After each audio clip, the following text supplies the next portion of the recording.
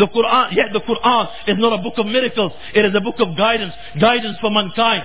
Tell me which is the oldest of the two. The Quran was a miracle yesterday. It is a miracle today. And it will remain a miracle right till the day of judgment.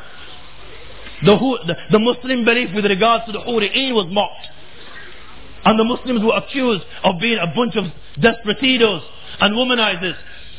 Yet this very belief is proven by the Quran that the believers will receive this in Jannah. وحور عين كأمثال اللؤلؤ المكنون فيهن خيرات حسان فبأي آلاء ربكما تكذبان إنا أنشأناهن إنشاء فجعلناهن أبكارا عربا أترابا. It is mentioned in the Quran, and one who denies any verse of the Quran goes out of the fold of Islam. When the Muslims were mocked and ridiculed with regards to this belief, all of a sudden we wanted to disassociate ourselves from this teaching of the Quran, and we began to interpret this verse other than the way the Mufassirin had interpreted this verse. Didn't we even stop to think for 1 second that the very people that were making these allegations, the very people that were making these allegations are the very people that look for a virgin every week, that look for a huri'een, a dunyavi huri'een. They're looking for one on Friday. They can't find one on Friday. They'll go back on Saturday. They can't find one on Saturday, and they'll go back for more on Sunday. And they do this every week, and they do this week in, week out, and they probably go through hundreds in a lifetime. What's wrong if we Muslims have 70 in Jannah? Didn't even we stop to think for 1 second? Yet we all of a sudden wanted to disassociate ourselves from this teaching of the Quran and this belief. Even Allah wasn't spared after the 11th. And they were creating doubt with regards to whether the Almighty Allah subhanahu wa ta'ala exists. Didn't we even just ponder for 1 second and look around us? Just look at the universe. Mercury is 50 million kilometers away from the sun. Venus is 100 million kilometers away from the sun. The Earth is 150 million kilometers away from the sun. Mars is 200 million kilometers away from the sun. Jupiter is 700 million kilometers away. Saturn is 1400 million kilometers away. Uranus is 2800 million kilometers away. Pluto and Neptune around 4,500 million kilometers away from the sun. Then look at the sun itself. 1,392,000 kilometers of diameter. It has a temperature of 15 million degrees centigrade. The mass is 1.99 billion tons. This is our galaxy. It is 30,000 light years away from the center of this is our solar system. It is 30,000 light years away from the center of the galaxy. 1 light year is how much light travels in 1 year, which is 9.46 million kilometers. Times that by 30,000. That is how much it is. Our solar system is from the center of our galaxy. Then you've got millions of stars in the galaxy. Then you've got millions of galaxies within the universe. Then you've got the 7 heavens. The distance between the first and the second is 500 years. Second and third, so forth, 500 years. After the 7 heavens, you've got the kursi of Allah. The distance between the 7 heavens and the kursi is 500 years. The 7 heavens in comparison to the kursi are like a ring in a desert. After the kursi, you've got the arsh of Allah. And the kursi in comparison to the arsh of Allah is like a ring in a desert. Did all this just come about like this? Did you not just look at yourselves? Do you think you just came about like this and try to understand this? There are 100 trillion cells in a human organism.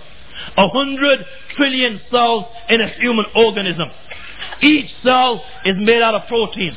Hundreds and thousands of proteins. Each protein is made out of smaller things called amino acids. Hundreds and thousands of different amino acids.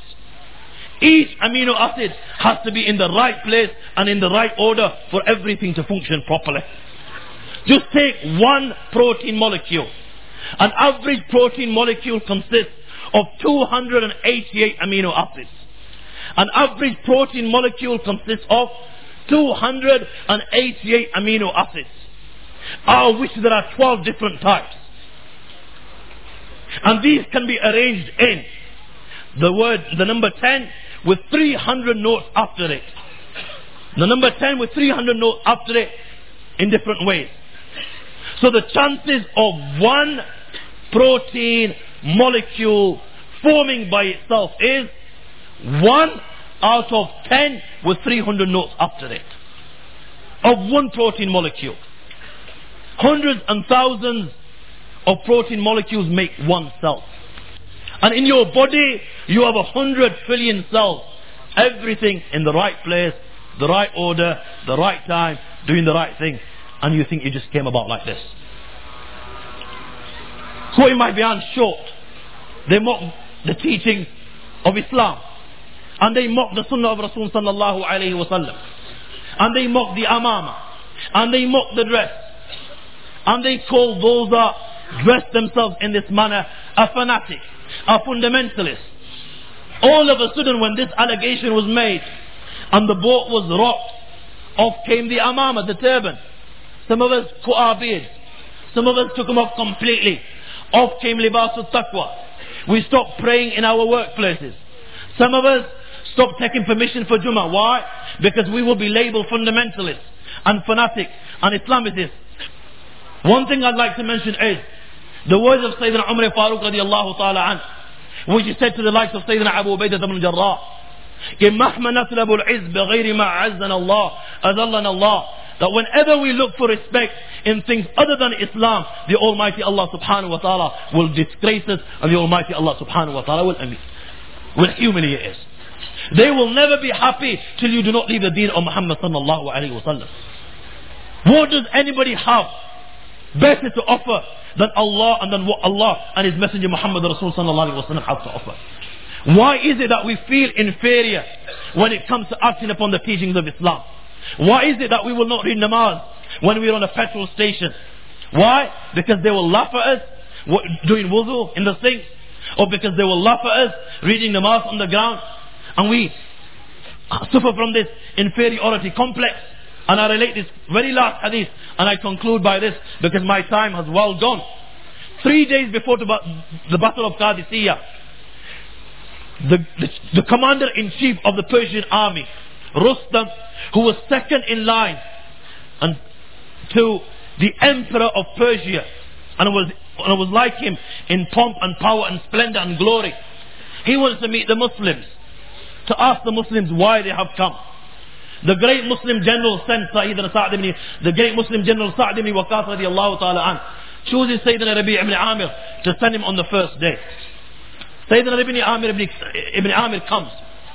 When he reaches the bridge, he's stopped. Rustam gathers the great men of Persia and he consults them. Okay, this Muslim is coming.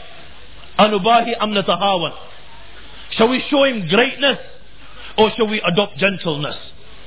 They choose the latter, that we should adopt gentleness. And the great carpets of Persia are laid. Couches, beds.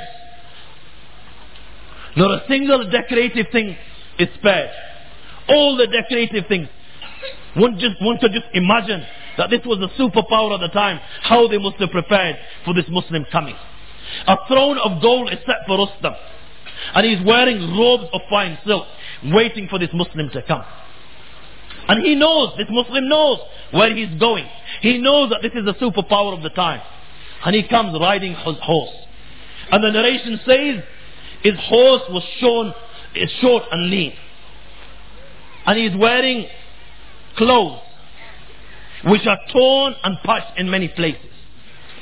Now for 1 second does this cross in his mind that they will laugh at me, they will mock me, and they will belittle me. He has a pagri on his head. And the narration says even that was not one of these beautiful ones. It was the rein of his camel. This is what he had tied around his head. He comes with a shield made out of cow hide, and even that was part of leather. He comes with his sword, and he comes with his bow and arrows. And he's coming to such people that if they had a crown less than 100,000 dirhams, and they did not have 1 or 2 palaces to their names with fountains and wealth, they didn't have any respect in their society. And Sayyidina Rabi'i is coming like this to meet the Persian general. When he reaches their carpets, he does not dismount. He ignores them. They're all sitting there just like you're sitting here and watching me. He walks past them. With his horse, he ascends on their carpets and he walks past. They told him to dismount. He ignores. He reaches Rustam, and they tell him to lay down his arms. And Allahu Akbar, this is his answer. إني لم آتكم فأدعوا سلاحي بأمركم أنتم دعوتموني فإن أبيتم أن آتيكم إلا كما أريد وإلا رجاء. There was no such thing as salam, sahab.